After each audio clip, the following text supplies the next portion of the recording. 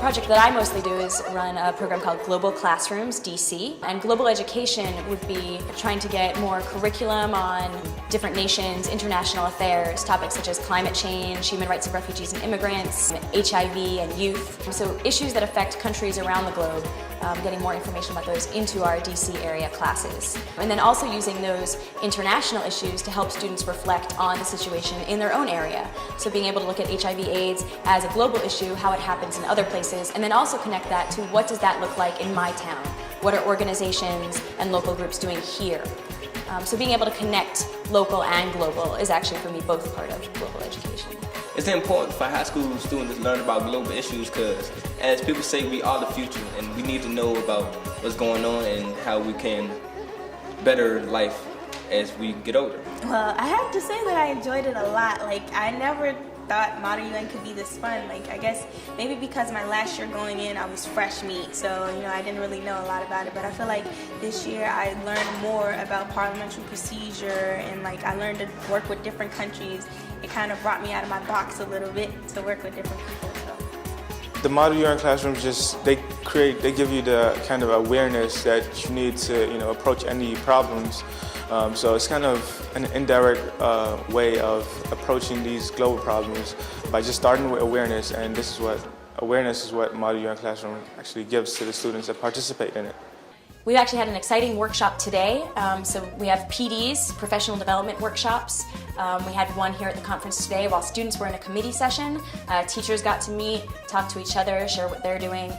National Geographic presented a new website that they're launching that has these great map maker tools where you can print out large maps on 8.5 by 11 sheets of paper. So trying to provide teachers with resources they'll be able to use in the classroom to support social studies, to support learning about other countries, to use in their Model UN clubs. So we were able to provide them with those resources.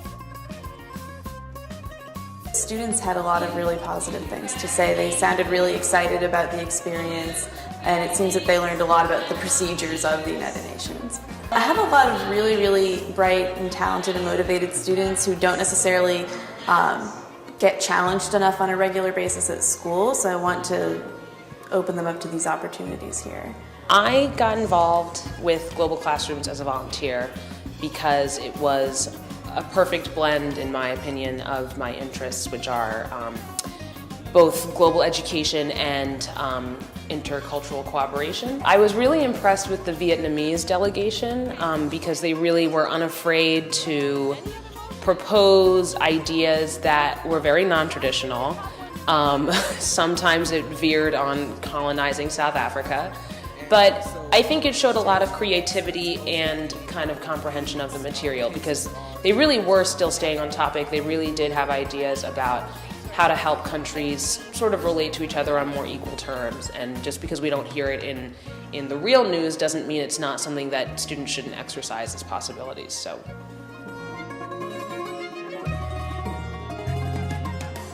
So we're fortunate to work with a lot of great partners. Today's event and yesterday's are training conferences that have both been hosted by National Geographic Society. We also partner with the U.S. Department of State, who hosts our spring conference, our GCDC Spring Model UN Conference at the end of the year. And State Department folks work with us throughout the year to recruit their young professionals there, folks from the International Organizations Committee. So we also get volunteers from these organizations. We have a memorandum of agreement with DC Public Schools, so DCPS is another main partner, and so working with them, having that agreement really helps us get into classes to show teachers that they are supported in using our program, that we are a program that DCPS feels helps fill a gap in global education that we have in our schools.